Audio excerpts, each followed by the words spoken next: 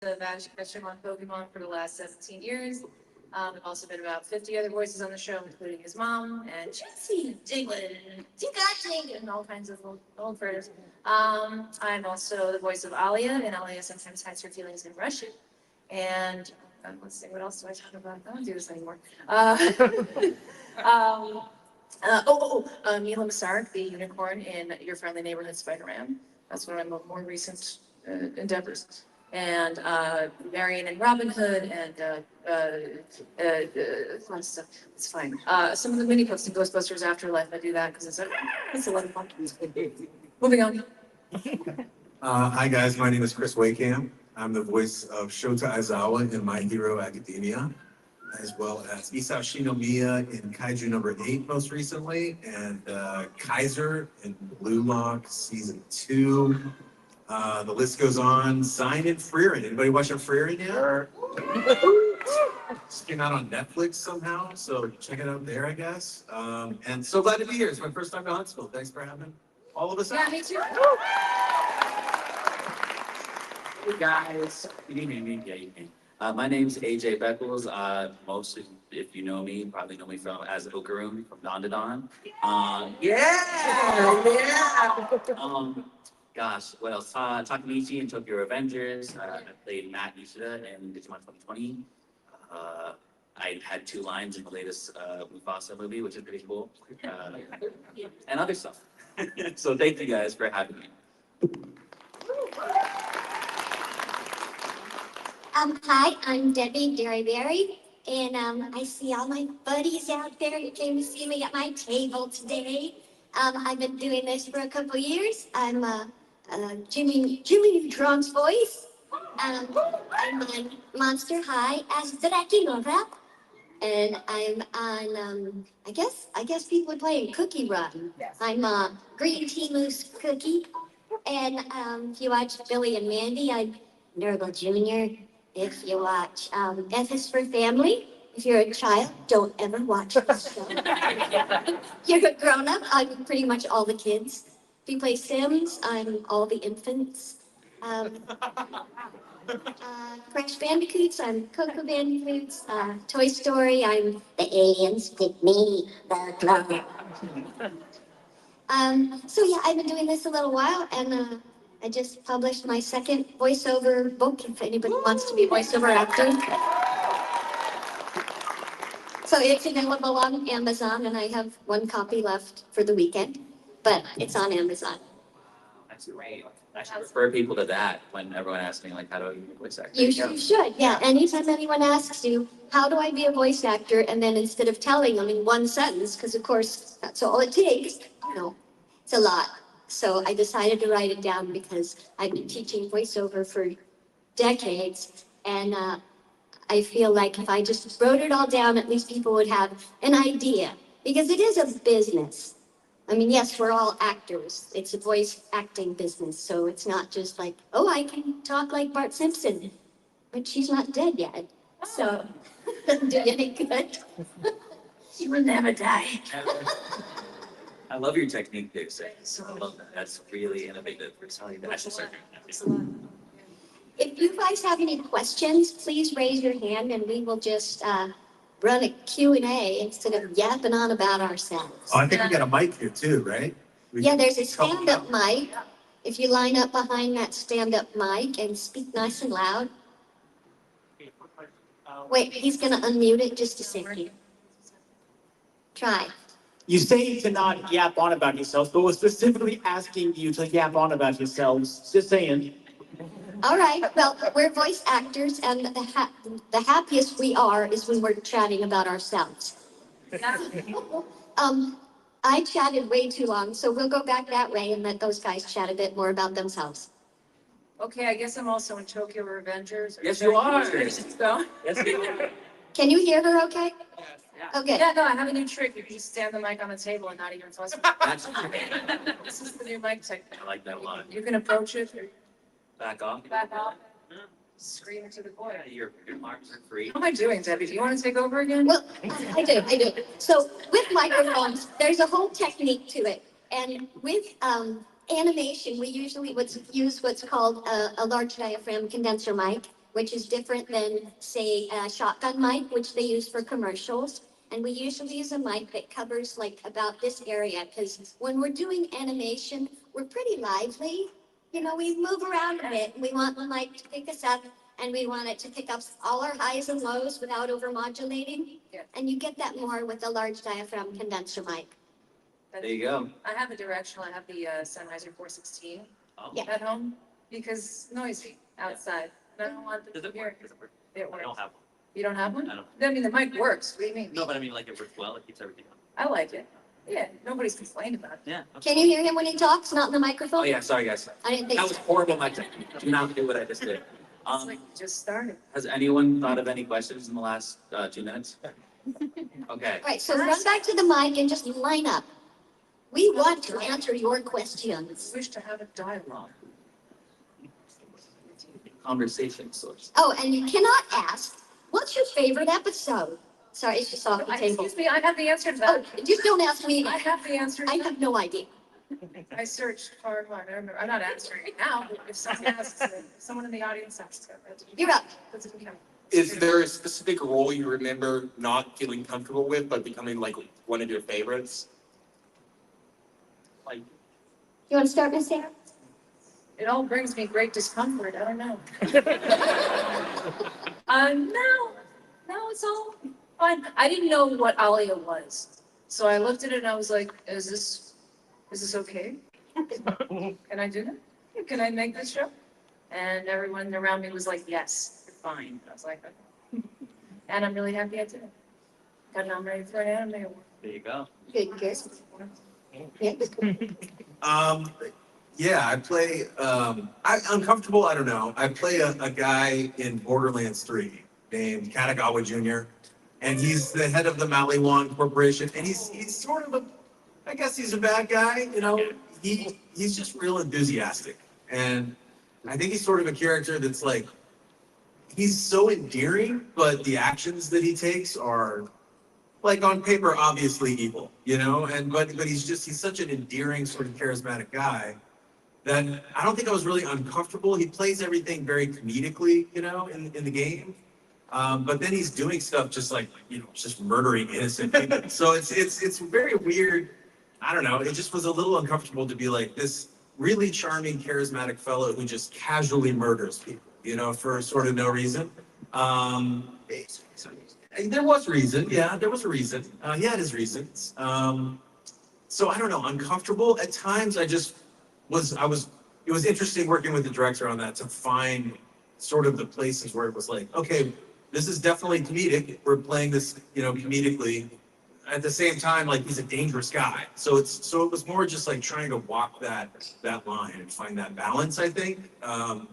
And with video games, you have such a short period of time to get it all across, you know? So it's like, for this one cutscene, we're going to thread this needle as tightly as we possibly can. And so there was just, I think, moments when I really didn't like him as a person. I'll put it that way. And then over time, I think, you know, and actually playing the game too, he's one of the more annoying bosses in the game. I will say that. But he's funny as hell too. So it's sort of like, I'm happy with where we landed with it, I guess. No regrets, but at the same time, it was a little bit of a challenge, I guess. I'll put it that way. Thanks for your question. I don't know if I have a good answer. I don't think I've ever felt like uncomfortable. Like, usually we know what we're auditioning for generally, like we know the vibes, and if there's like anything super weird, we'll see that in the audition and we can decide if we even want to go for it or not.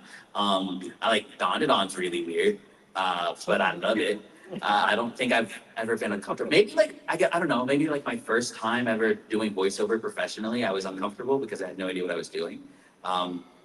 But you kind of just have to full send it. You just got to go for it and have fun, you know? So, yeah. I'm uncomfortable when I'm cold, and I did this job a long time ago where I was really cold. It wasn't even a voiceover job, but I'm only telling you this because the word uncomfortable. There was this movie called Free Willy. Remember? Well, there's something called a body stunt double. They're not going to let the 12-year-old boy ride a whale. So Warner Brothers hired me and sewed on some long hair. And I was the one that rode the whale in the movie. And that whale tank was in the high 50 degrees. I had this tiny wetsuit under his shorts. And it's nighttime scene. So I'm at the bottom of a whale tank at 10 p.m. holding onto the drain with no air. They like tugged twice on the hook line and took away my air. And this several ton whale is coming, and the director said, "Whale is approaching." So I let go. This whale comes and picks me up. I'm making it short. It took me 7 weeks to train for the stunt, but it was uncomfortable. That's amazing. There's so much I lore. had the weirdest jobs, I swear. I mean, that's not a cool job. It's a cold. It was a very cold and job. cool job. And That's amazing. sometimes people ask me when they see me do weird voices, "Are you embarrassed to do that voice, Debbie?" Because it's so not pretty to watch my face when I have to, we contort to Yeah. get to like a baby's cry, Yeah. It's like, it's just so not pretty. But I get the sound out. So no, I'm not embarrassed, but it's not a glamorous job, voiceover. We just do what we have to do. But it pays the rent. Glamorous than being the stunt for the Free Willy. It's more glamorous than being the stunt for Free Willy. You triggered the baby. I get paid Don't for it. the baby. I am like every bit as good as you. Next question. Thank you, and have a good day. Thank you. Good question. I have a question for Sarah. Yeah. Basically, kind of what led you to take over the role of Ash Ketchum, and also for the rest of the panel. I think AJ kind of answered this, but did you, for your biggest roles, did you seek them out, or did most of them just kind of come naturally? Like it was just, oh, one day I'm playing this character. Oh, one day. It was all one day. I started studying acting when I was 12 at Leslie Strasberg, and then I started doing improv when I was 16. I like pounded the pavement in New York and did like, all these kind of places like Actors Connection and one-on-one and stuff. And I auditioned for every agent in town.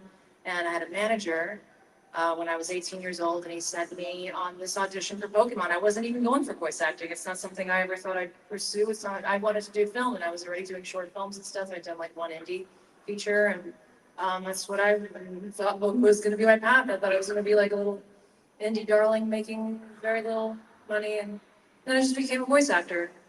Continued on that, made very little money. And yeah, I was 18 and got super lucky, 19 it started airing, and that becomes another question. So I'll And stop another there. answer as well. Another answer as well. I was in the Dallas market doing radio and doing commercials.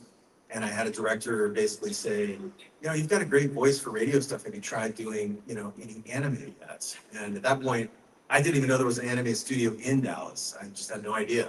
And so I went in for some auditions. I was not great when I started out. There's a lot of technical things that come with Are you great now? dubbing anime. We'll see. Let's see how. It's pretty great. See how you feel by the end of the What is great? And so I think it was sort of just luck in a way. Like I certainly didn't start out with the goal of being, a voice actor per se. I think 15 years ago when I was trying to do it in the Dallas market, it wasn't a viable, it wasn't a viable route. I'll put it that way. But man, anime and video games have grown just by crazy leaps and bounds over the last decade, especially. And so getting a chance to audition for roles in My Hero and Dragon Ball and all of that stuff just changed, I think, the trajectory. And it just goes to show, like, I always tell people, like, if you're interested in acting, just be an actor and train to be an actor, and then be open, to opportunities that can come along that you wouldn't necessarily be expecting. Because I certainly wasn't. I think the moment when I realized I had booked My Hero, I didn't really even realize what the show was going to mean, or what it was going to be. I think most of the people involved in that first and second season were just thought it was cool, and it seemed like Avengers the anime. And so I was always super into comic books, and so I was very into it from that perspective. And yeah, it's amazing where this life can kind of take you if you're willing to just kind of make that leap and pursue your dreams, pursue talent. Good answer. Good answer. I definitely, I decided I wanted to be a voice actor when I was like 17. I had no acting experience at all, and I used YouTube, and I copied what I heard in video games and stuff to kind of like teach myself. I've taken classes with voice actors and stuff since then, but at first, especially, I did know what it was, at least at that time, and I dedicated myself. I was like, I want to be anime specifically. Obviously, video games and everything else too, but I just loved anime. I was a big nerd. For speaking in terms of like, did I go after like my biggest role at this point? That's Okaroon. Yes, I emailed the casting director. I think a couple weeks before the auditions came out because I had been reading the manga for a couple years, and I was like, I know this character and this show is going to be happening, and I just want to be a part of it. Can I like I just want to audition? And I got really lucky, and I got the audition. She didn't send out to a whole lot of people, but I got it, and they picked me. I'm very grateful. But yeah, it just took a lot of hard work, a lot of cold emailing and everything like that, and that's how I got to where I am now. And you know, weirdly enough, I'm from Massachusetts, and I started working professionally while I was in Massachusetts because of the pandemic. When everything went remotely, it gave opportunities to people like me who otherwise wouldn't have had those because we weren't in California to like reach out to agencies, and that's how I got my first agent and so on and so forth. But yeah, Okaroon, I definitely I wanted that for sure. Our voice agents, at least in Los Angeles, our voice agents send us auditions, and I audition probably 40 to 50 auditions a week. And I probably book one out of every 200, 250. It's a lot of auditioning. And when you book a show, if it's a new show, you never know if it's going to be big or not. I mean, when I did Jimmy Neutron or Monster High, it was, it's just in its infancy. It starts out, it's a little thing. So we do a lot of pilots, a lot of little shows. Some of them take off, some of them don't. So if it's an existing show and you want to go for a role in it like you did, that's obviously something you can do. But for new shows, you never know if it's going to be big or not. I mean, there are shows that I aspire to be on, but there's no character I'm going to take over unless they're dead, which they're not yet. But people always die, so. Sometimes they retire or they just leave, they choose to leave. Oh, yes. There are options other than that. Other than that, that's true. Somebody just gave up a job that was a really cool job, and I took it over. Thank you for pointing that out. There you go. I forgot. It wasn't just that. Okay, next question. Thank you. That was a good one. This question is for Sarah. Yeah. Are we getting an Alia season 2? Yeah, I believe we're doing it this summer. And then second question, how'd you come into the role of Alia? Mike McFarland. He recommended me for it, because she speaks Russian and that's my native language. And I guess was right for it. So it happened that way. Yeah. That's the long story. Thank you. Yeah, thank you. Hi, this is for Debbie. So if you go to divastars.com, it says something like, If you go where? if you go to divastars.com, You're it up says something like, site under maintenance, coming back soon. Do you? Oh, if you go, I'm sorry, I didn't hear where you go. Oh, sorry. DebiDerryberry.com? If you go to divastars.com. Divastars.com. Yes. That doll I did for Mattel Yes. decades ago? Yes, if you go to that website, it just says something like, site coming back soon under maintenance or something like that. I just wondered if you know anything about it. I don't know anything about that site just because it was so long ago when I did. Hi, I'm Alexa, your personal expert on style.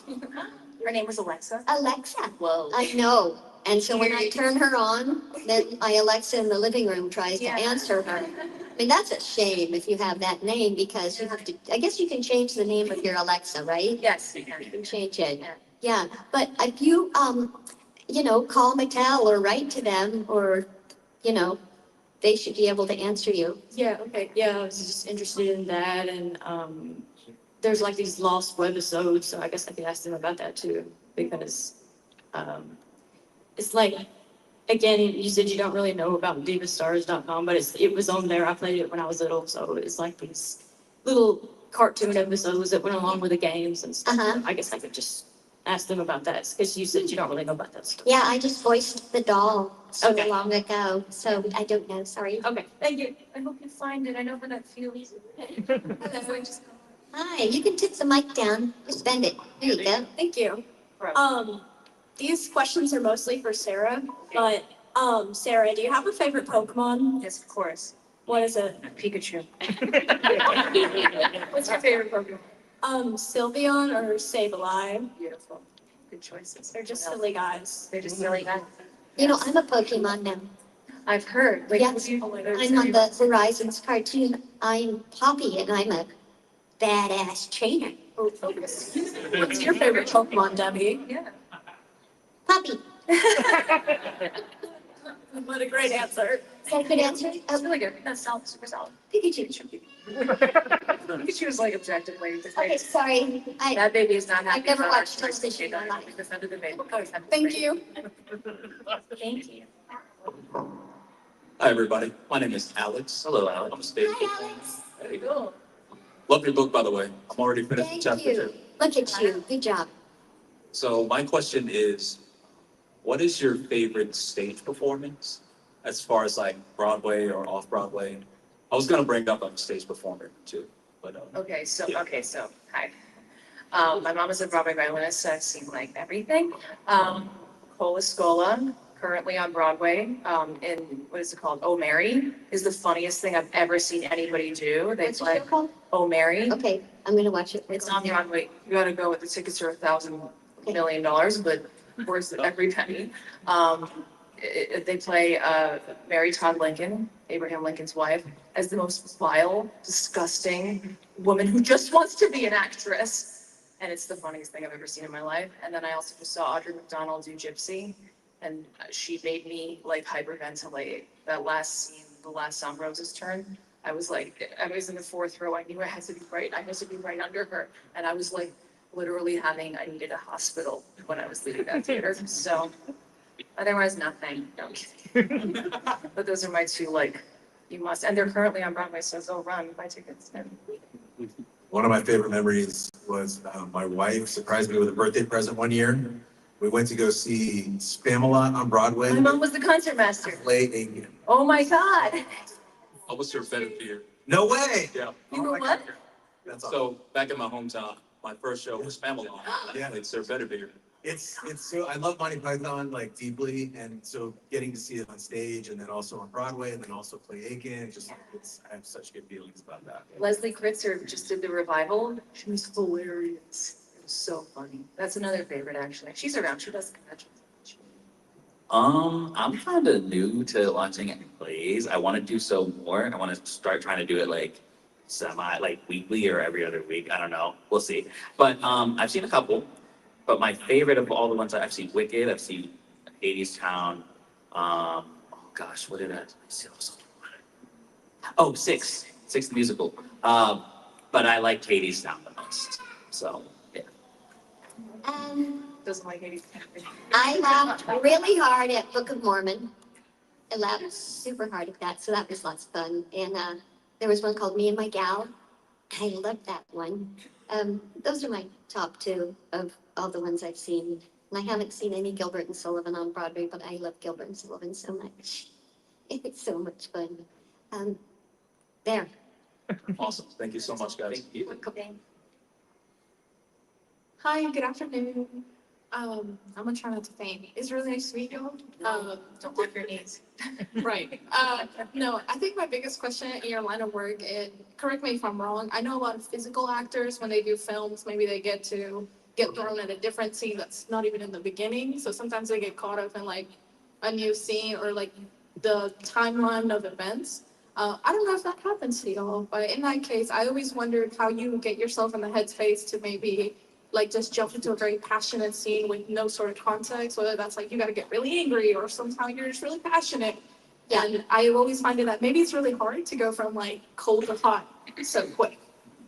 Well, that's why they call it voice acting, because there are In every genre of acting, I think there's different skill sets that are required. And for voice acting, you're right, we don't get the script, we get pieces of it because everything's under NDA unless it's like a full cartoon and you get the script. Otherwise, you get little pieces. And you know, one episode, my dog died, and the next I'm jumping through a meadow, happy.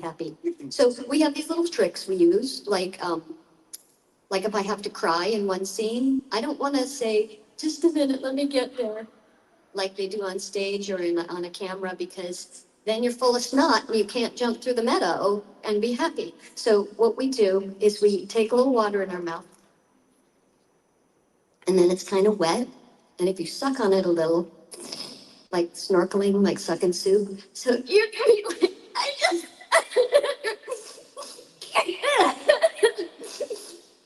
but I'm not full of boogers at all.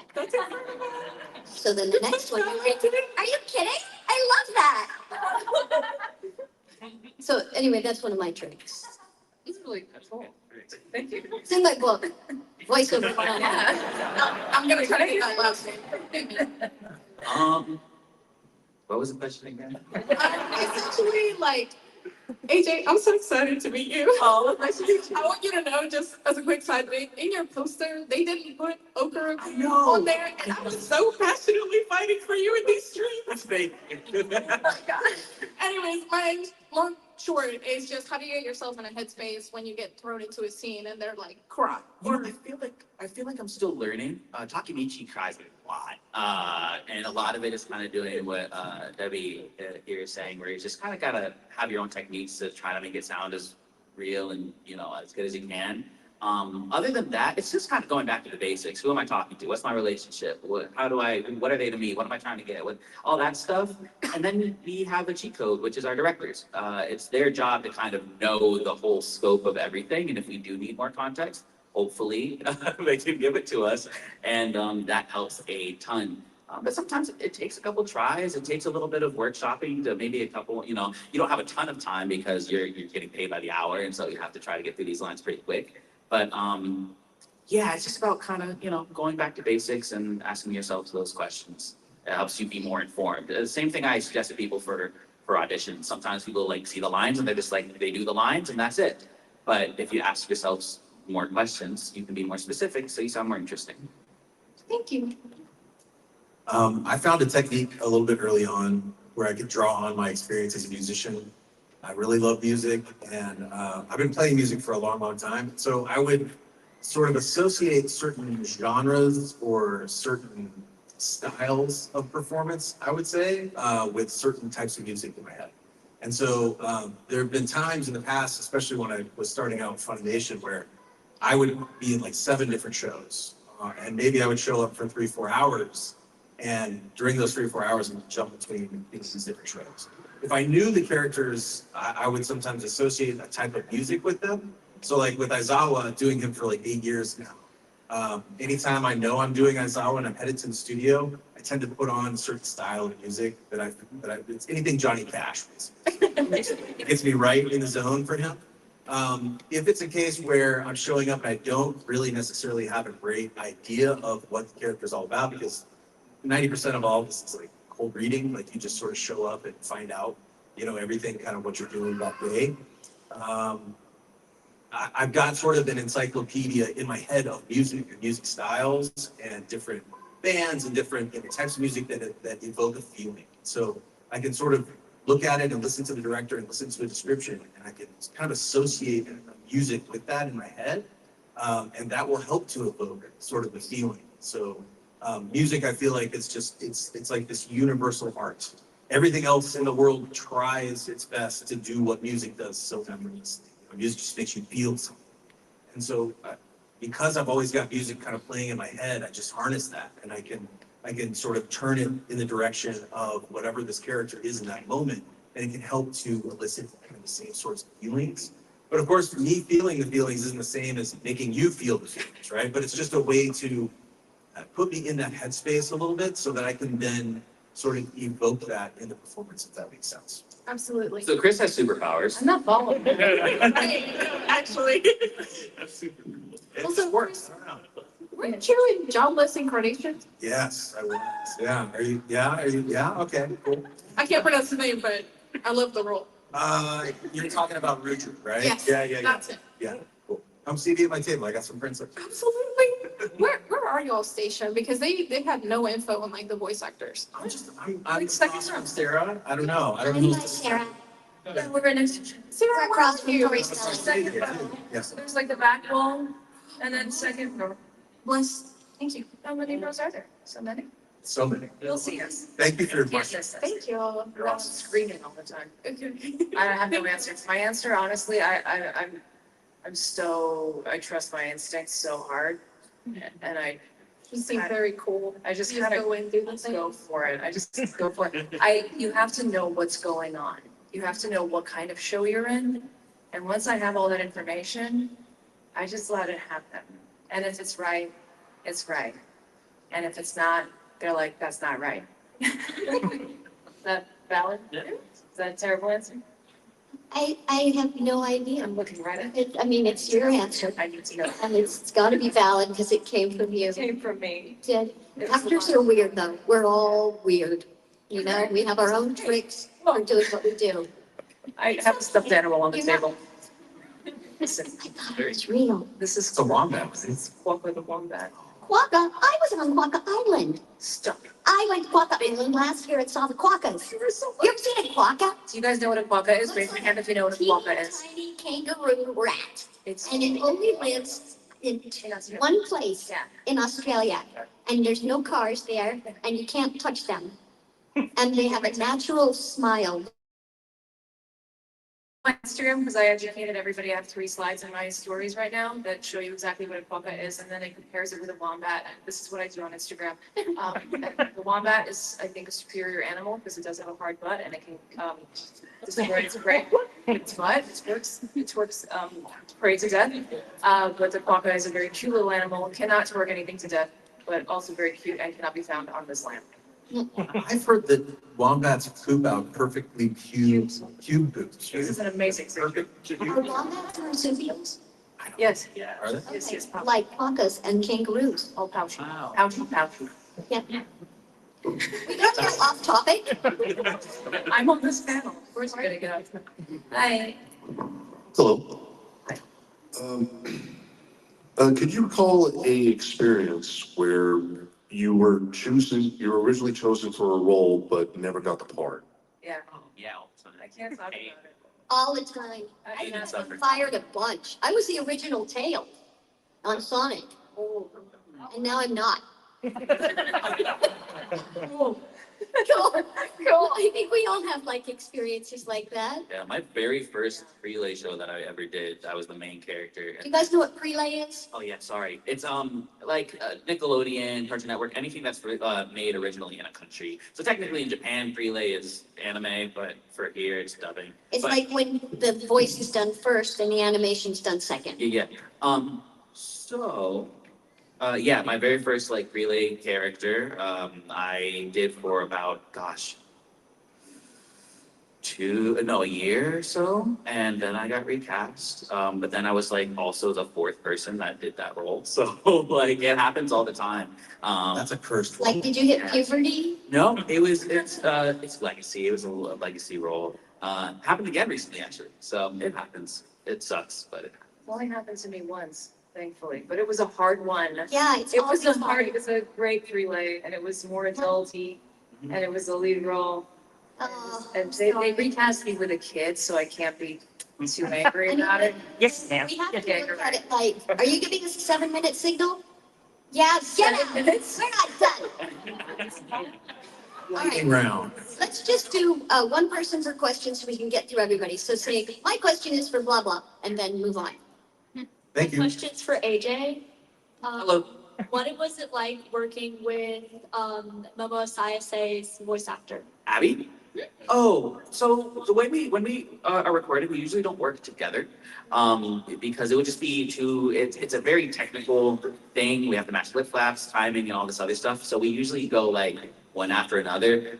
If I'm really lucky, she records first, and then when I'm doing my reads, I can hear her before I do my line. That's always the best scenario. Otherwise, you just have to pray. And then after the fact, like we met each other, and Abby's the best. I love Abby. She is a fantastic person. So yeah, but we never really worked together. Yeah.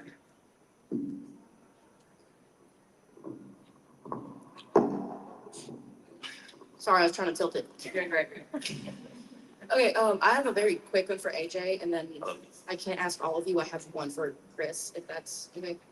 Okay, you said you voiced somebody in like for 2 lines in the Mufasa movie. Yes. What was the 2 lines? I can't figure it out. Oh, it was I can't remember them, to be honest. I got jumped. I was like I had just gotten into like a little fight or something, and then I was reporting back to my leader, and he was like, "Why did you come alone?" And I was like, "I got hurt." Oh, you were the brother. Yeah, and Oh then I got Fair. really, but it's not really a UC fight. That was me. And I was gonna ask all of you this, but since we're like low on time, whatever, I'm just gonna ask Chris. Can you? I don't know if you can, but can you say like one of Bakugo's lines in Aizawa's voice? Because I think that would be very funny. Do you have a particular line that you're looking for? Or just any line? I mean, because he says die nerd, right? Or stupid nerd. Can you cuss? I I mean, she did earlier, it's but like a family friend. It was bad of me for that. Baby. I could say something else. I could say fiddlesticks or something. You just any curse word is what you're looking for? sorry. Non-specific curse word is what you're looking for. No, just I guess him yelling his hero name. Okay, it's King Word Explosion Dynamite Murder. What is it again? I think it's King God Explosion Dynamite Murder or something like that. Okay. As Aizawa though, right? Yes. This is the most, I love it. This is so out of the box. It's me, King, Lord, God, Explosion, Dynamite, Murder, whatever.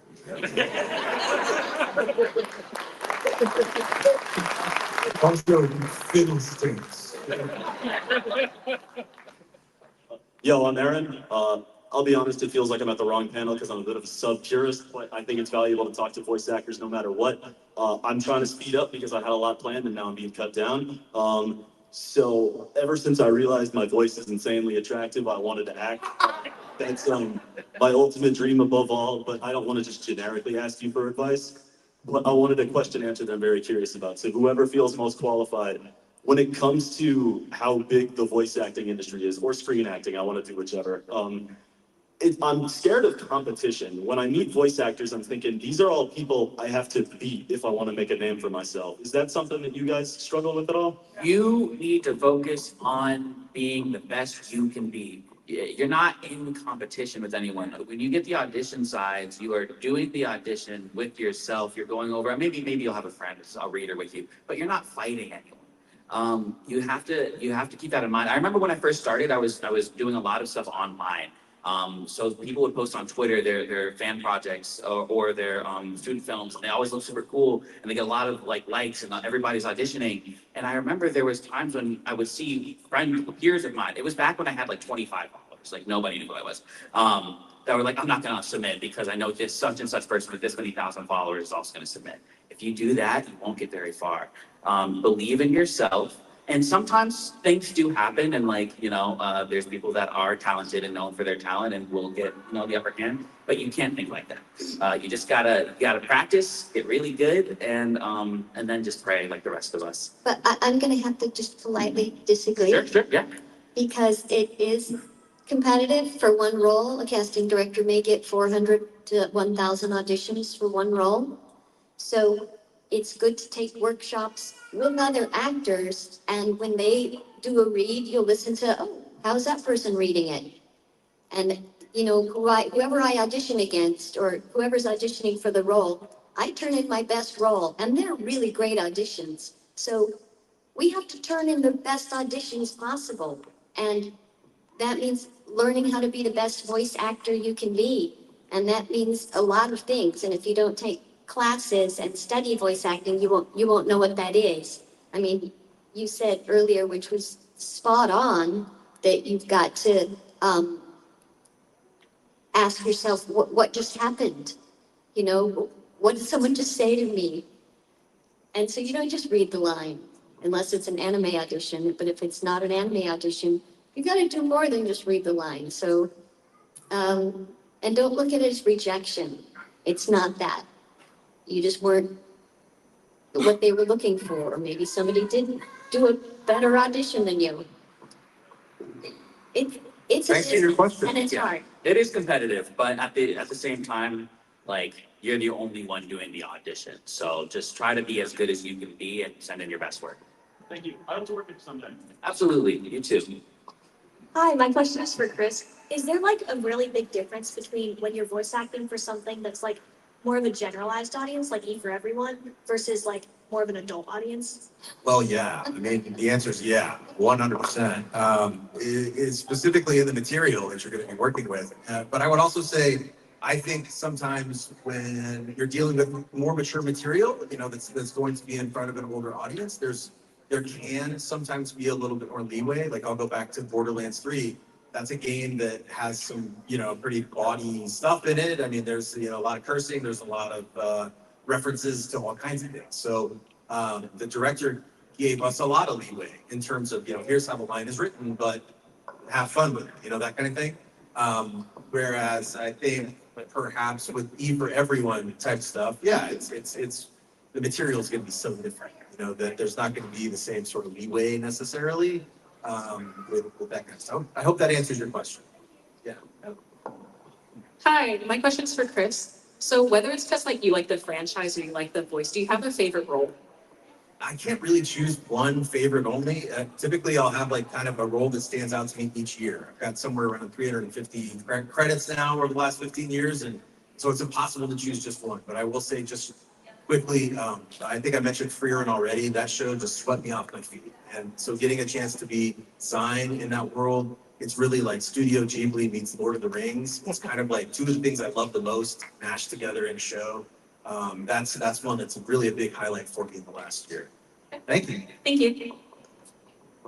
My question is for AJ. I know you played Hello again. Joko from Shaman. Joko! Yeah. Did you read the old media, like the original version of it, or is it a new role? No, it's new, and it was actually, oh, now that I remember, it was Abby Trott, voice of Momo, who actually recommended me before I even knew who she was. She was already working on the project, and they were looking for somebody, and I was a direct offer, which, you know, I'm always grateful for. But I didn't know anything about or read the manga beforehand. It was brand new to me. Thank you. Of course. I think we're all done. Yeah.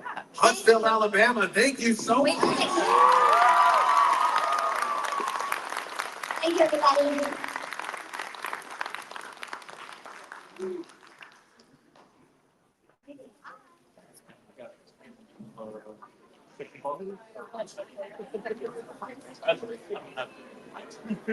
All right. Thank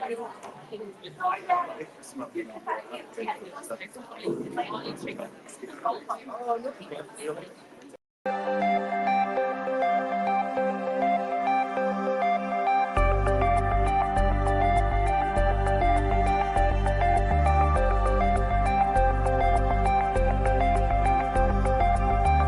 Complete nerve authority.